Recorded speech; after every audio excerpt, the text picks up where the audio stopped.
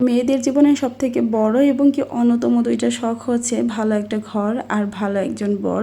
এই দুইটা জিনিস যদি সে পেয়ে যায় তার জীবনে আর মনে হয় অপ্রাপ্তি বলতে কোনো কিছুই থাকে না। আলহামদুলিল্লাহ, আল্লাহ তাআলা এত এত মানুষের ভিড়ে আমাকে এত বেশি ভালোবাসেন যে এই দুইটা জিনিসই আমাকে দিয়ে দিয়েছেন। আল্লাহর দরবারে লাখো কোটি শুকরিয়া। শুক্রবার দিন একটু দেরি করে ঘুম থেকে ওঠার কারণে কাজের প্রেশারটা তো একটু বেশি নিতে হয়েছে, তারপরও কিন্তু অল্প সময়ের মধ্যে পুরো বাসাটাকে একদম সুন্দর করে গুছিয়ে তারপর পরিবারের সবার পছন্দের খাবার দাবার রান্না করেছি। আবার বিকালবেলা বাচ্চাদেরকে নিয়ে একটু বাহিরেও যেতে হয়েছে। সব কিছু মিলেই আমার দিনটা যেমন কেটেছে সেটাই আপনাদের সাথে আজকের ভিডিওতে শেয়ার করব। আশা করি পুরো ভিডিও জুড়ে আমার প্রিয় আপুরা আমার সঙ্গেই থাকবেন আর আপুদের কাছে বেশ ভালো লাগবে। আসসালামু আলাইকুম, কেমন আছেন আমার প্রিয় আপুরা? আশা করি আল্লাহর রহমতে যে যেখানে আছেন সবাই অনেক অনেক ভালো আছেন। আপনাদের সবার সুস্বাস্থ্য কামনা করে আজকে নতুন আরও একটি ভিডিও শেয়ার করতে যাচ্ছি। এটা শুক্রবার দিনের ভিডিও। আমি এখন আর আগের মতো রেগুলার ভিডিও দিতে পারি না, এত ব্যস্ততায় দিনগুলো কাটে। চেষ্টা করি সপ্তাহে 2 থেকে 3টা ভিডিও দেওয়ার। কত কত সপ্তাহে 2টা ভিডিও দেওয়া হয়, কত সপ্তাহে 3টা ভিডিও দেওয়া হয় আর কি। তবে আমি চেষ্টা করি 3টা ভিডিও দেওয়ার। সবসময় তো আসলে পেরে উঠতে পারি না, তারপরও চেষ্টা করব আপনাদের সাথে ভিডিও শেয়ার করার, কারণ আপনারা সবাই আমাকে এত ভালোবাসেন, এত বেশি মিস করেন। আপনাদের প্রতিটা কমেন্ট দেখলেই আসলে বোঝা যায়। রাতের বেলা অনেক দেরিতে ঘুমানোর কারণে শুক্রবার দিন সকালবেলা আমি তো কোনোভাবেই সজাগ পাইনি, আমি তো বেভোর ঘুমাচ্ছিলাম। রোজার বাবা রেডি সেডি হয়ে অফিসে যাওয়ার জন্য যেই নিচে নেমেছে, ঝুম বৃষ্টি শুরু হয়েছে। বৃষ্টির কারণে সে আর অফিসে যেতে পারেনি। পরবর্তীতে আধা ঘন্টার মতো ওখানে থেকে বাসায় ব্যাক করেছে। তো 9টার সময় আমাকে সেই ডেকে তুলেছে, তার ডাকে আমার ঘুম ভেঙেছে। পরবর্তীতে বৃষ্টি থেমেছে, 9:30টার দিকে সে অফিসে চলে গিয়েছে আর কি। তো এই যে আমি ঘুম থেকে ওঠার পর বাচ্চাদেরকে কিন্তু হালকা পাতলা আগের দিনের কিছু খাবার দাবার ছিল সেগুলো দিয়ে সকালে নাস্তাটা করিয়ে নিয়েছি, আমি নিজেও করেছি। এরপর ফার্স্টেই হচ্ছে আমার মাস্টার বেডরুমটা সুন্দর করে গুছিয়ে নিলাম। এই বিছানা চাদরটা বিছানাতে পারার পর এত সুন্দর লাগছে মাশাআল্লাহ, পুরো বিছানাটা একদম শুভ্রতায় ভরে গিয়েছে। আর আপনারা সবাই এই চাদরটা অনেক বেশি পছন্দ করেছেন। আমি যখন কিনেছিলাম তখনও কিন্তু আমি এক দেখাতেই পছন্দ করে কিনে ফেলেছি। এখন চলে এসেছি আমার হাজব্যান্ডের রুমে। তো এই রুমের চাদরটাও আমি একটু চেঞ্জ করে সুন্দর করে বিছিয়ে দিচ্ছি। কত শুক্রবার দিন একটু বেলা করে ঘুম থেকে উঠেছি, আবার 12:30টার দিকে রোজার বাবা চলে আসবে। তো রান্না বাড়াও শেষ করতে হবে, তারও একটা প্যারা আছে। রান্না বাড়া যদি সম্পূর্ণ শেষ করতে নাও পারি, তারপরেও কিন্তু ঘর বাড়ি গুছিয়ে একদম টিপটপ করে অলমোস্ট রান্না অর্ধেক কমপ্লিট করে ফেলতে হবে। কারণ সে বাসায় আসার পর গোসল টোসল করে ফ্রেশ হয়ে তো আবার লাঞ্চ করতে বসে পড়বে আর কি। তো এ কারণে একটু তাড়াহুড়ার মধ্যে করছিলাম। তারপরেও কিন্তু সংসারে একটু না একটু বাড়তি কাজ থাকে। প্রতি শুক্রবারে আমার ঘরের কোনো না কোনো কর্নারের বাড়তি কাজ আমি রাখি, যেটা আমি করতে পারি। অন্য বারে তো আসলে সেটা সুযোগ হয় না। তো আজকে হচ্ছে আমি রোজার বাবার রুমের মানে ঝোলটা ঝেড়ে রুমটাকে সুন্দর করে গুছিয়ে নিয়েছি। এরপরে কিন্তু এই যে ডাইনিং টেবিলটাও ক্লিন করে নিচ্ছি। এটার পর আমি হচ্ছে আমার ওয়াল শোকেসের যে নিচের 3টা ক্যাবিনেট আছে, সেই 3টা ক্যাবিনেটের সব জিনিসপত্র নামিয়ে সুন্দর করে মানে ক্লিন করে কেরোসিন দিয়ে স্প্রে করে মুছে তারপর হচ্ছে প্রতিটা জিনিস আবার সুন্দর করে গুছিয়ে রাখবো। প্রত্যেকটা জিনিস আপনি আলমারিতে রাখেন বা ওয়ার্ড্রোবে বা যেখানেই রাখেন না কেন, কিছুদিন পর পর সেই জিনিসগুলো কিন্তু বের করে সুন্দর করে একটু গুছিয়ে পরিষ্কার করে তারপর রাখতে হয়। আবদ্ধ থাকলেও কিন্তু কম বেশি একটু না একটু ধুলাবালি যায়। আর এ কারণে কিন্তু মাঝে মাঝে যদি আপনি ক্লিন করে রাখেন তাহলে কিন্তু অনেক ভালো থাকে। আমি এই কাজটা করি, কোনো জিনিসই যে রেখে দিয়েছি যে দিয়েইছি এরকম না, কিছুদিন পর পর সেগুলোকে আবার বের করে আবার সুন্দর করে গুছিয়ে রাখি। এতে করে আমার মনে হয় তেলা পোকাও বাসা বাঁধতে পারে না। শুক্রবার দিনে রোজা যেহেতু বাসায় থাকে, তো সুভানা বাবু খুব বেশি একটা জ্বালায় না। ও দেখা গেছে খাবার দাবারটা খাইয়ে দিলে রোজার সাথে সুন্দর করে খেলাধুলা করে। আমি একদিকে সুন্দর করে মানে কাজগুলো একের পর এক করে নিতে পারি, ওকে নিয়ে আর টেনশন করতে হয় না। তারপরও কিন্তু ছোট বাচ্চা মানুষ, এখান থেকে ব্যথা পায়, ওখান থেকে এটা ধরে ওটা ধরে, এটা চায় ওটা চায়। আর আমি কাজ করতে থাকলে আমার পিছন পিছন একটু বেশি ঘোরে আর কি। কোনো জিনিস ধরার থাকলে সেগুলো শুধু ধরতে যায় আর কি। তো বাচ্চা নিয়ে এইভাবেই মূলত কাজকর্ম সব কিছু করে নিয়েছি।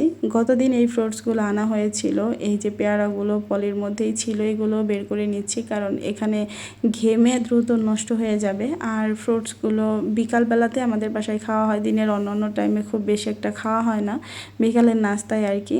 আর শোভানা বাবুর জন্য কলা তো মাস্ট বি সবসময় থাকেই। এই যে এখানে হচ্ছে শোভানা বাবুর কিছু খাবার আছে, রোজার টিফিনের যে মানে ব্যাগটা সেটাও রাখা আছে।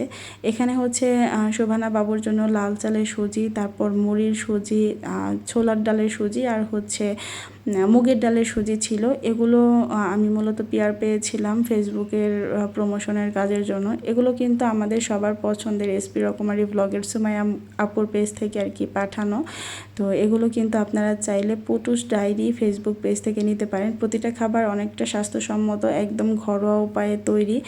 আমি হচ্ছে পেজের স্ক্রিনশটটা দিয়ে দিব, আপনারা চাইলে সেখান থেকে কিন্তু আপনাদের বাচ্চাদের জন্য ঘরোয়া উপায়ে সব ধরনের সুজি, সেরেলাক সব কিছু নিতে পারেন, নিয়ে বাচ্চাদেরকে খাওয়াতে পারেন। আপু নিজের হাতে এগুলো তৈরি করে তারপর সেল করে। অনেক আপুরাই তো জিজ্ঞেস করেন শোভানা বাবুকে আমি কিভাবে খাবার দাবার রেডি করি, কিভাবে খাওয়াই। তো আপনারা যারা ঘরেই মানে বাচ্চাদের খাবারটা তৈরি করতে পারেন না, তারা চাইলে কিন্তু এরকম রেডিমেড হোমমেড খাবার কিনে নিতে পারেন। খুব সহজে এগুলো অল্প সময়ে রান্না করে খাওয়ানো যায় আর কি।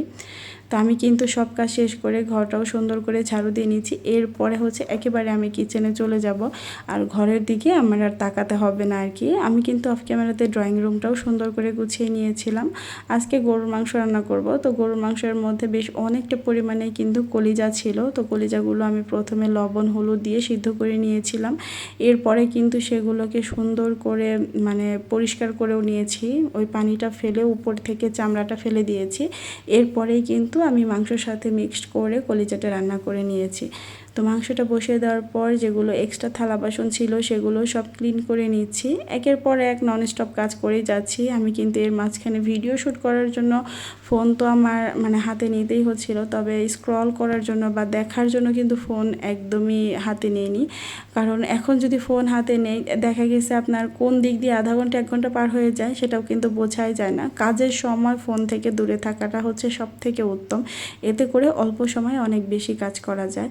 তো অনেকে আছে গান শুনতে শুনতে কাজ করে, এটা সেটা করতে করতে, তাতেও আমার মনে হয় যে সময় বেশি লাগে, কারণ আপনি একটা চেঞ্জ করবেন, একটা দিবেন, ওই দিকে মনোযোগ যাবে। আর আমি যখন কাজ করি মনে মনে আল্লাহর দোয়া কালাম পড়তে থাকি, আর হচ্ছে এক মনে এক ধ্যানে কাজ করতে থাকি। এই যে এই ধরনের যে কড়াইগুলো আছে, এগুলো আরিফেল বেস্ট বাইতে খুব ভালো পাওয়া যায়। আর এগুলো কিন্তু একটু ঘষা মাজা করে রাখলেই খুব সুন্দর চকচকে থাকে, একদম ধবধবে সাদা। তবে কড়াইয়ের মাঝখানে দাগ পড়ে যায়, এই জিনিসটা আমি দেখেছি অনেকের কড়াইয়ের মধ্যে কোনো না কোনো দিক থেকে লম্বা একটা দাগ পড়ে, ওই দাগটা আর ওঠানো যায় না। আর এই কড়াইটা আমি ব্যবহার করছি অনেক বছর হয়ে গেছে, প্রায় 5-6 বছর তো হবেই কড়াইটা ব্যবহার করছি, তারপরেও কিন্তু বেশ সুন্দরই আছে। মাংসটা সুন্দর করে কষিয়ে নেওয়ার পর কিছুটা আলু দিয়ে তারপর হচ্ছে আমি প্রেসার কুকারে ঢাকনাটা লাগিয়ে দিয়েছি। এখন সুন্দর করে ছিটি উঠে যাবে। আমি 6-7টার মতো সিটি দেওয়ার পর কিন্তু চুলাটা অফ করে দেই। এরপরে কিন্তু যখন ঢাকনাটা খুলে যায় আর কি, সেই সময় কিছুটা জাল করে লবণটা চেক করে ভাজা জিরার গুঁড়ো দিয়ে তারপর হচ্ছে চুলাটা অফ করে দিই।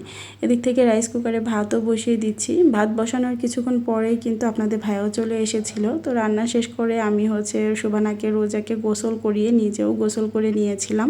আর আজকে বেশ অনেকগুলো কাপড় চোপড় ছিল, সেগুলো আর আমার ধুতে হয়নি, রোজার বাবাই ওগুলো ধুয়ে দিয়েছিল। এতে করে আমার বেশ সুবিধাই হয়েছিল।